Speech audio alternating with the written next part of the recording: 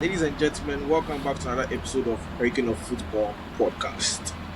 It's been a minute since we did our last podcast. I am here with Seth and Ferdinand, so let's talk about it. Back to you guys. But, okay, today we are going to talk about Real Madrid and all their problems that they are going through right now. It seems like all the problems just came together. They are culminating into one. I don't know. It started. Let me take my time. We'll go through their problems one by one, and I think we'll start from which one is the most significant, maybe their most significant player, which is Yeah. Mbappe. Then we'll go through the rest later. So, Seth, let me start with you. The Mbappe saga. What, what do you think about it? Honestly, for me, I feel like they shouldn't have signed Mbappe. I feel like because they chased him for almost 10 years, at some point it felt like just needed to just accept the fact that they have chased him so much, so they have to sign him. Because when he was a teenager, he did a tryout for them, then ultimately signed against signing for them. He went to Monaco when he broke to the first Monaco at 17 in 2017. Everybody wanted him because he was the next big thing. At that moment, he tried to go to PSG because he felt going to Madrid wouldn't have benefited his career. But then I feel like he stayed too long at PSG. He should have probably left in 2022 when like everything was done before he made that U-turn and signed a new contract. But I think with Real Madrid is every time they got rejected by Mbappe, they adapted. First, they had players like Benzema, then Vinicius ended up becoming the star. Personally, I feel like maybe they didn't expect Vinicius to become the way that big, the way he became, because the way they chased Mbappe, it almost felt like they were waiting for him to specifically come and take the throne. But if you look at things about I would say from about 2021, the Vinicius started becoming the player that Mbappe was supposed to. I'm not saying was supposed to be the player that Mbappe was come to fill the void for, because Vinicius became the main man. Everything started going through him, and it culminated in them winning the Champions League both in 2022 and in 2024.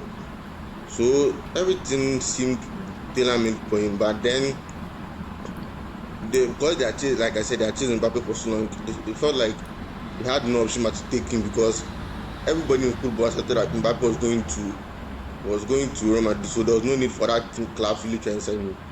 And that's how come they have found themselves in a situation where they have two players that do exactly almost the same thing, occupy the same spaces, and sometimes when you see their heat map, they are all at the same place. Mbappe doesn't feel like a number 9 that is in the box where his main goal is just to tap in the score. Yeah. He likes to drop deep, so even when they play balls in the box, you see that he's not even there to finish it up. Mostly Jude Bellingham that is making those runs.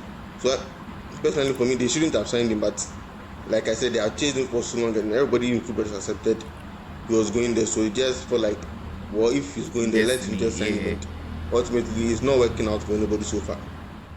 Ironically, I feel like the Real Madrid team was much more complete with Joselu as a number 9. Even though he wasn't even really starting a lot of games, but like the team was more cohesive, and they had a target, like to play the ball through. Okay, so Clarence, what I want to ask you is like, I think the reason it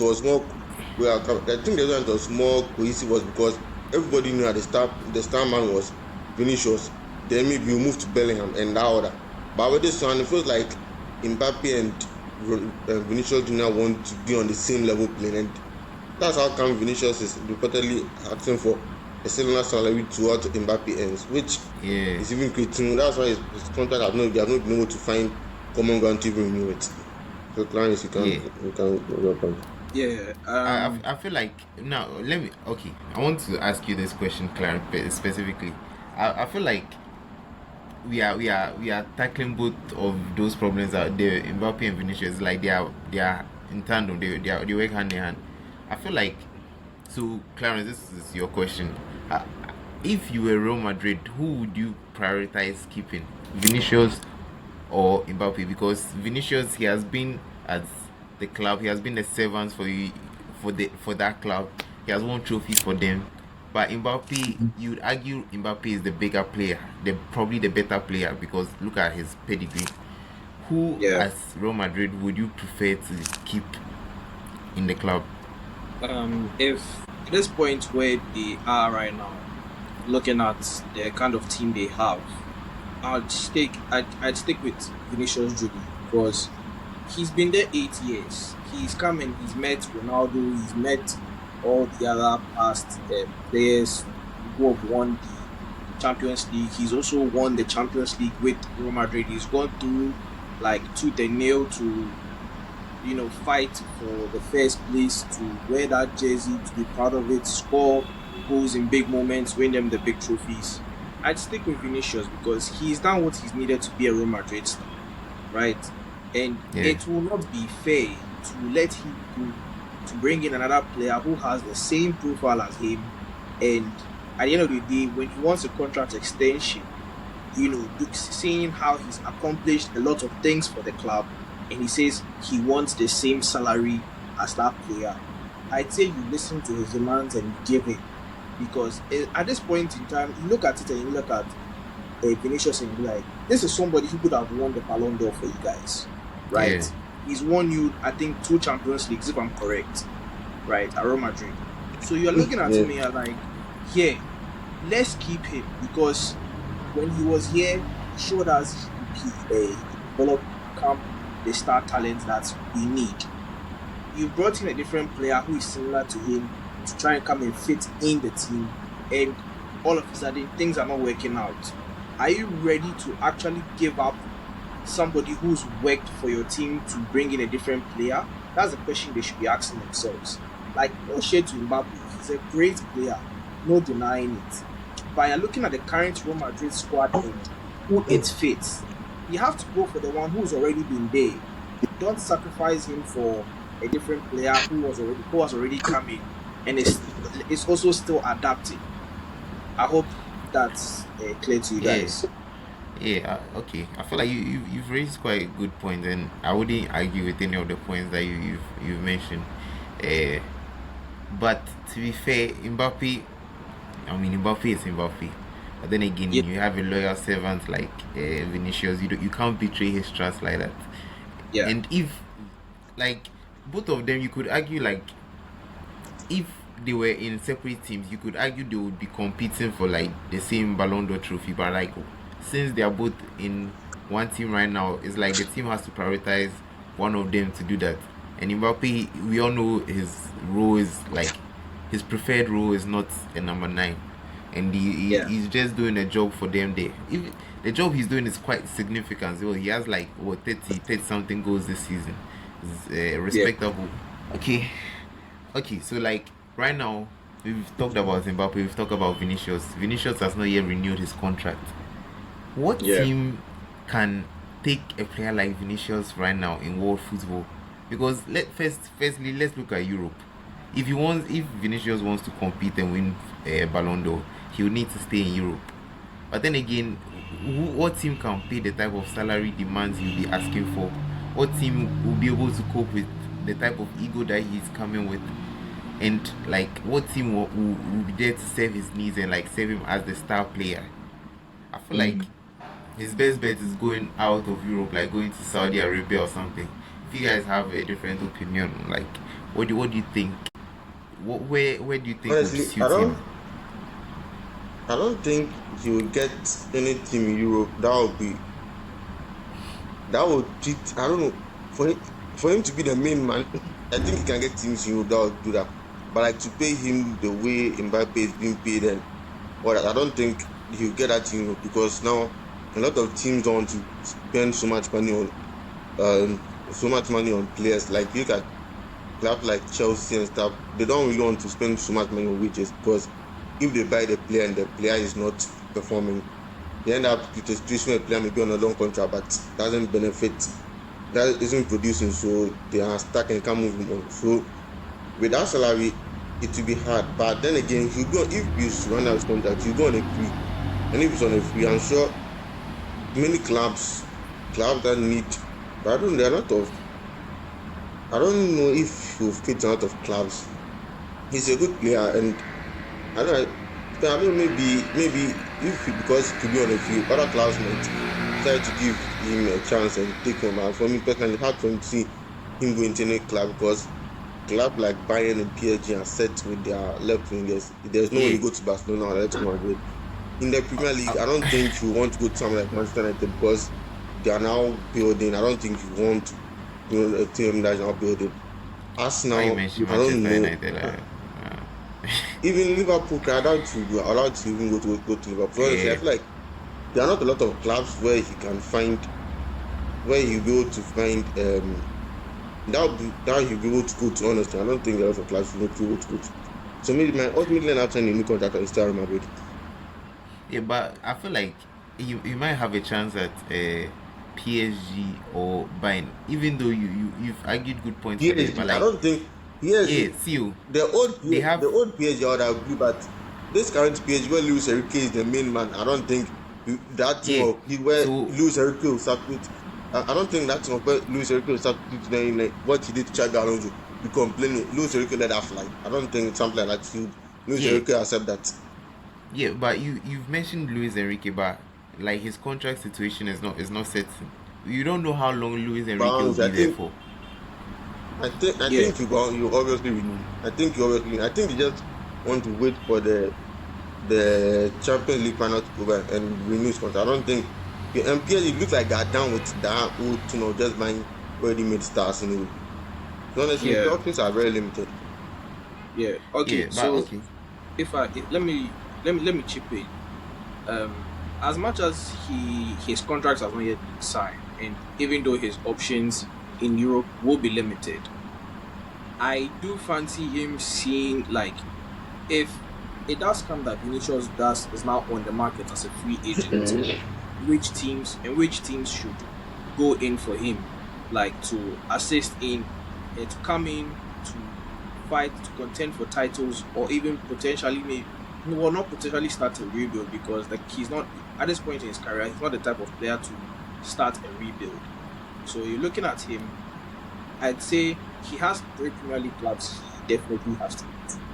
I've got um well maybe Three four. Premier League clubs. Four. It's Chelsea, Arsenal, Liverpool, Man City. And I'll explain. With Man I doubt City, Arsenal would with go perform like Vinicius. if you look at it, you have Arsenal this season. If you look at the number of goals the attacking forwards have produced, it's really low compared to any other attacking team in Europe. And I mean, I get when it what you're comes, saying. I don't yeah, disagree. But the thing so is, Clarence, I don't like. But I do think the amount of money he wants to be willing to pay that Arsenal. I no, don't think so any here's no, club so will here's the pay. thing. Yes. So here's the thing with the Premier League teams, most of these teams won't be able to pay. Now it comes down to these two who can actually say we will fight and pay him that money, which will be Manchester City and Chelsea. If he's going to Chelsea, then that means Chelsea will have to force their hand to go in and buy in experienced players rather than relying on the young players and the young talents that they are trying to use to start a rebuild, which is what they are doing and we are seeing them doing now. If he decides to go to Man City, he knows that at Man City they already have the stars, and he's going there chipping. He knows he's not going to be the main man; he's going to be assist man. But then if it comes where, okay, I know if I'm going there, is he going to bench somebody on the left? Yes. Is he benching Jeremy Doku? Yes. Give him time; he will bench him because we can say Give him he's time. better. You bench him right now. And I mean, that's it. And besides the Premier League, there are no other options. In Italy, his style of play it will flourish. But which of the big giants right now in Italy don't even Italy have the money in the first place to sign him. So it, let's not yeah, even bring Italy because they don't even have the exactly. money to sign him. And then in France, obviously, if it's not PSG, there's no one else. So it's obviously the Premier League that's left. Or stay at Real Madrid, take whatever this thing they're offering you, and then try and work things out. That's his only option right now. That's Yeah, but I mentioned Bayern earlier. I feel like Bayern will not have any problem displacing Luis Diaz for a player like Vinicius Junior. I But the You thing doubt. is, guys they disagree. just signed Luis Diaz. The thing is, they just signed Luis Diaz last season. I don't think they'll be willing to just sell somebody that had over 40 goals contribution for Vinicius Junior. I don't. Plus, Oh, Yeah, I they don't even obviously think won't sell unless him. it was on a But like, free. Unless yeah, it was on a free, but I don't on a free that'll have to be next year. So I don't know. Honestly, I don't. yeah. I feel like And he's and himself I is think caught between a rock and a hard place. yeah. And I think there's one If thing that what I would say is if wait, Clarence, let me make this point. And if it was the season that he was one of the contenders for the Ballon d'Or, I think that he'd have had more shooters. But this past 2 seasons, he has not actually been good, so it's hard for him to get any team that will really fighting for his signatures like that. yeah. And that's what that's what I'm saying. But Fernand is saying Bayern. If if he wants to go to Bayern, it's going to be a real struggle. Bayern have Luis Diaz, right? And Bayern, they also like to you press. Bayern, they like to press, right? So Vinicius really doesn't press that much. You get it. So you're looking at it and you're like, okay, what should they do now? They will not go for him. Bayern press, PSG press. He doesn't we watch Real Madrid games. He doesn't really press much. He doesn't really go in to go and defend. Yes, he wants to get the ball, counter, then dribble, go score. You know, so he doesn't really have that much options. yeah. But the thing about going to a new club is that you would have to adapt. Like, you have to gain the trust of your teammates. So him not pressing, even for a player who doesn't press, if you go to the club fresh, like, you'd want to prove something to the fans or to your teammates. So like, for the first few games, you'll be doing it, and like, he might win the trust. And let's be honest, in Mbappe, Bayern, he wouldn't. Mbappe, He, wait, Mbappe from his first day has not been pressing for Real Madrid. Yeah, but we know Vinicius is a different type. Vinicius is like, he thrives off like how support from the fans. So like, if he can get like the home fans riled up and stuff like that, I feel like you gain their trust easily. And in the Bundesliga, a lot of games he can coast without pressing, and like, their squad is too, like, even not to shade the Bundesliga, but even across like Europe's top 5 leagues, that's one of, like, Bayern's squad depth is ridiculous. Like, you probably say they have the best attacking squad depth in Europe. So it's not even just about the Bundesliga. So I don't think he would even need to do a lot of pressing a lot of the time, because how much possession they have for themselves and how much they attack, he wouldn't really need to do that much pressing, like, to try and prove himself. Maybe unless in the Champions League, or even in the Champions League for Real Madrid. See how he does. See his performances. We know what to expect from Vinicius Junior. Anyway, we've spoken about Vini. We've spoken about Mbappe. Now let's go to Bukom Banku and Aite Powers. Chouameni, Chouameni and Valverde. Hey. Then they point somebody, make it they lose memory.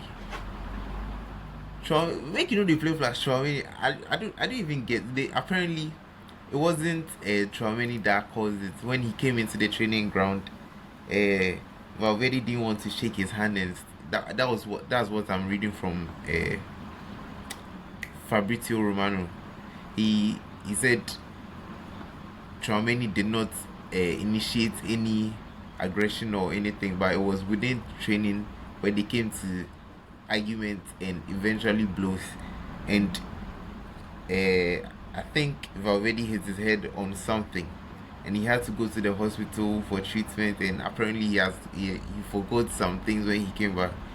It's not easy for him over there.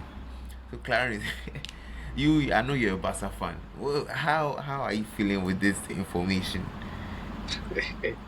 Honestly, as a Barca fan, I'm excited, but as a football fan, I'm concerned. Yeah. So let me speak as a Barca fan, right? This whole thing, initially, we kind of saw it coming, because Real Madrid always had this thing where we have to sign the best players, and the best players must come to Real Madrid. and they never ever consider that, okay, even if we do sign the best players, are any of them going to like humble themselves and say, all right, we have to get somebody in charge to seriously manage us? But here's lies the case. A lot of them see us, no, I'm better. You're not better. No, and then they have these kind of back and forth, fights. We saw it. We heard a report about Xabi Alonso when he was leaving, and he was like, he didn't come here to manage kids. He thought he was coming to manage superstars. That's what Xabi Alonso said, and that was like back Yeah. in, I think, February or January. I don't even quite remember. And look at what's already happening. They have their two midfielders, two of their best midfielders fighting. That is actually concerning, very very very concerning for them. And if I'm Real Madrid, I'm looking at it, I'm like, after this season, there has to be a reshuffle of the squad. If there have to be departures, we have to sell, because at this point the egos are too many in that dressing room, too many. Because, and as we are seeing, we already have this whole thing, and per some of the reports, it's them choosing between Vinicius and Mbappe and some whole other things, and the betrayal to Xabi Alonso and whatever it is that is going on. So that's what's really happening there. And for me, I'll say this: it's glorious to watch. It's glorious to watch Madrid bend. It's glorious to watch Real Madrid bend. But the issue for me is the players have been given too much power. Right, they're going to a point where there's no. They feel like nobody can actually put some sense of control in it, because whatever happens is like each player is playing for themselves. Every player has their own personal brands, and it's like they're putting each player is pushing their own agenda to be the next global icon rather than to help the team.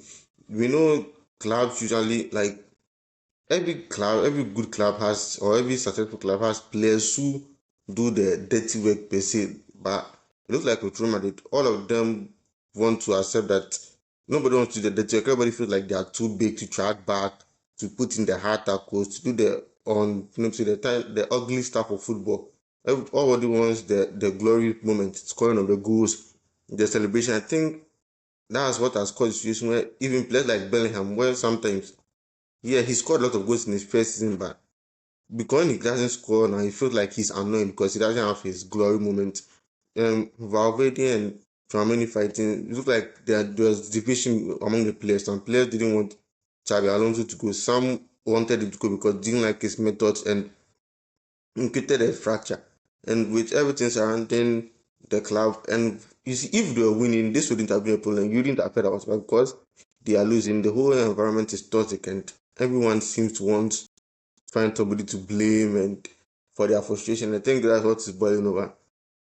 And I don't even, I feel like until they get a manager who was given the free reins to pick the players he wants, where there's no board interference, nothing will change. Because if you have players who, if a manager says something, can go to the board and then the board will listen to the players. You don't really have a manager who is in their own control, because if I know that I bench this player, the next game you go to the president. The president will tell me, why did I bench this player? This player is supposed to be the star. He's the original the fans came and all that. You're not really helping the team. And Roma, I feel like Roma is a club stuck between the past and the future. Because in some ways they feel like they want to keep going to the past of just signing the best players and hoping things will come. But football has moved on beyond that. Modern successful teams have shown that you don't necessarily need the biggest star in your team to be successful. You just need 11 players willing to work for each other and die for each other on the pitch. And an example is PSG.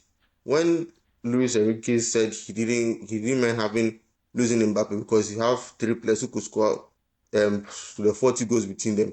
People laughed and thought you're just being silly. But the time has proved him right. And Mbappe's career Mbappe has had a great career, but right now, it's not looking like, especially with the way PSG keep performing. And anytime Real Madrid don't play, it's like anytime he doesn't play Real Madrid, it look like they are a more cohesive team. It's not looking good on him. That's what has put over in the club, where each player is just out for themselves. Nobody really cares about the team. They all care about the ice. Have you guys But already you, Ferdinand, spoken what do you about? think about the whole situation?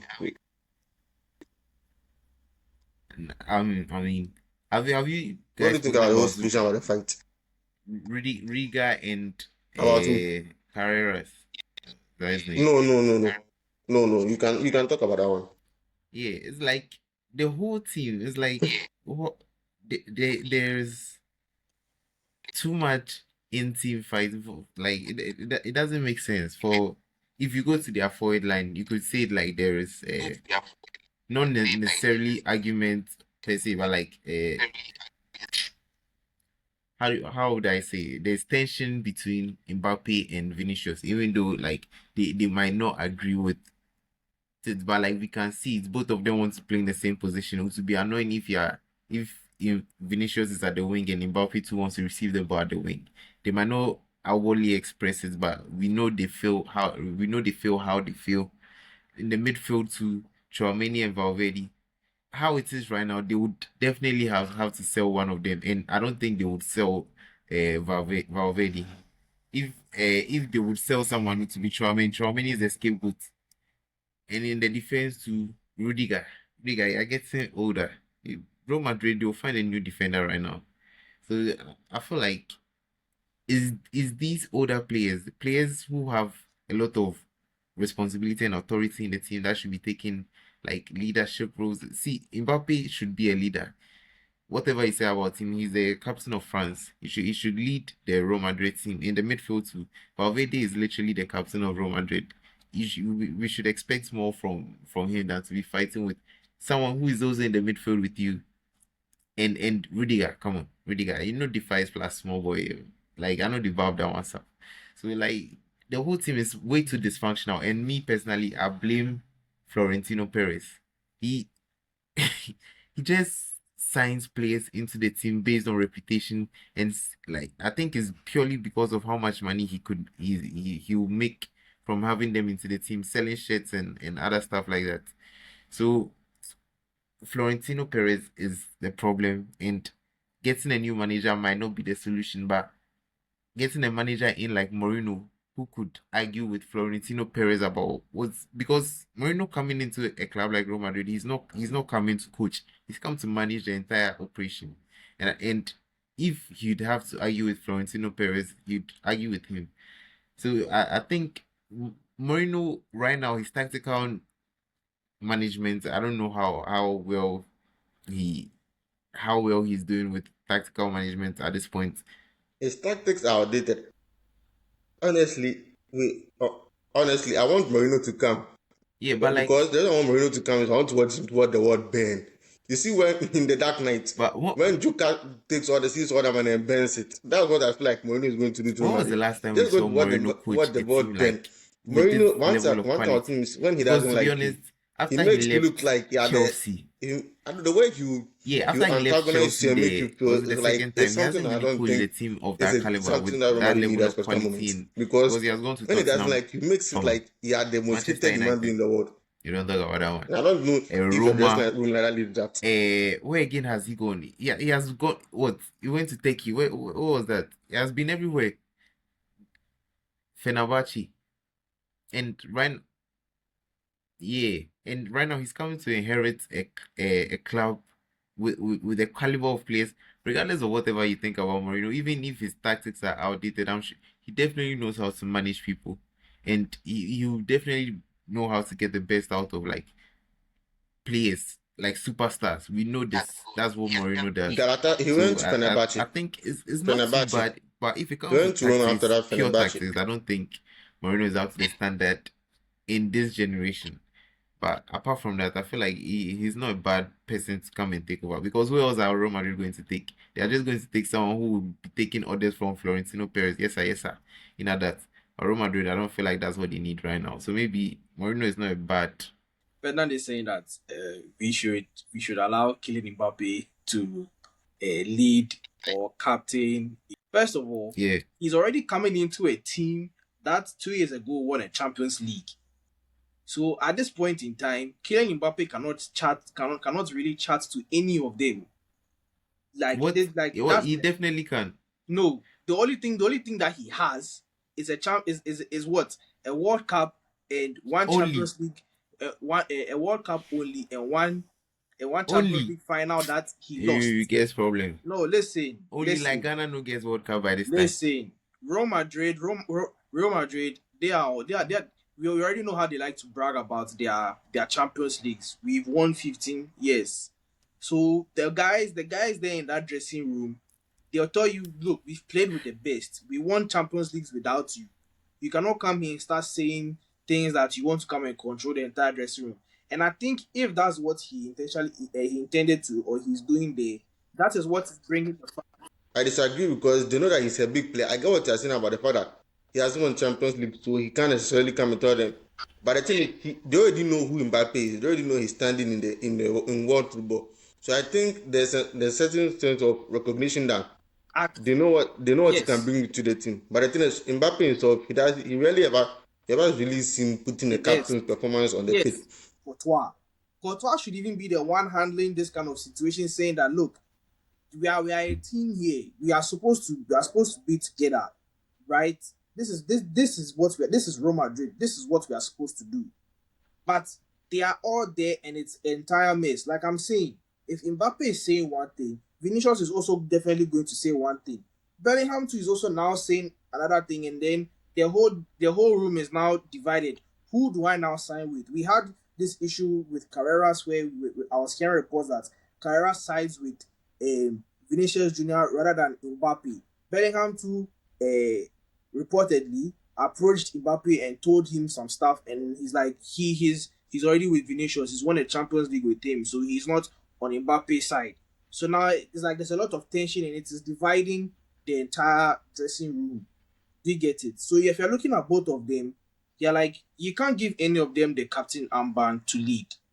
That's what I'm like. For me, Courtois should be the one standing up saying, "I'm going to lead these guys, and I need to show an example because I've also been here long enough." Do you get me? So for me, that's my take. If I was to choose who should lead them, Courtois should be the one handling it. But I feel like there's one also understated problem with Real Madrid. They never really have a consistent play apart from Valverde. Valverde is probably their most consistent player because if you look at the entire team, every single season they have every single position they have a significant injury. How many times has Eder Militao been injured? How many, like every season it seems like he gets a significant injury. Rudiger is all Rudiger too is always out for some time. He's always every season he's out for a period of time. Carvajal's have right. We know they talk about him again. Eh, he still did the team inside stuff.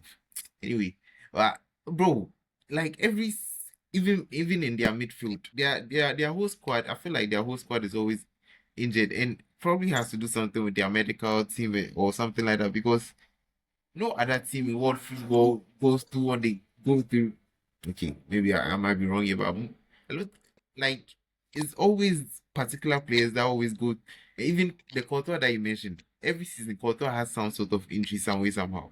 Every Yeah, single season, goalkeepers where you would expect them to like really goalkeepers get get less injured. injured. Yeah, goalkeepers really get injured. But Courtois, it seems like every season is like scheduled. He has to get injured. And over the past 2 seasons where they've not won anything, is I feel like that's what's affecting them because they are so used to winning now that everything is going bad. They don't know how to deal with it. Their emotions are overflowing, and adding Mbappe into that mixture too is not something that will culminate Exactly, into something correct. exactly. So like, yeah, but Florentino Perez is the problem. He now he has to see what he's doing and step down, resign. But we know he's not going to do that.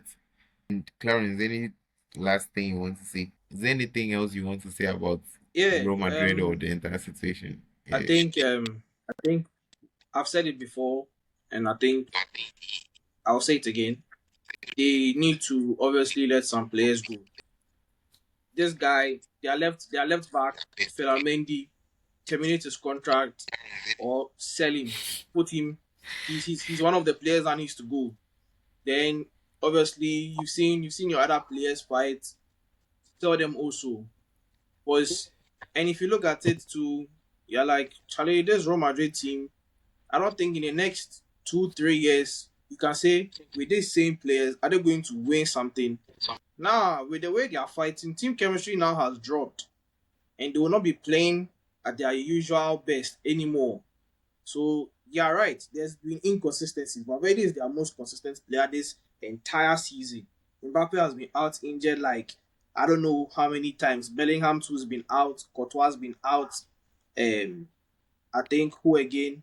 Mendy, the usual suspect, followed by Camavinga, Rodrigo too, same thing, and then some other players who rarely feature like Brahim Diaz and then Endrick.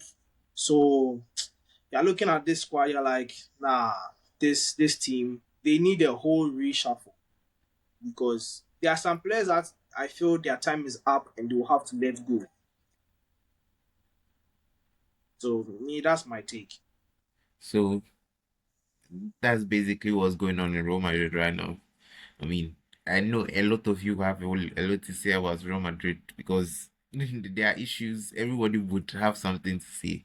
There, you like the encompass United stuff. Anyway, so thank you all for listening. We'll see you guys in the next one.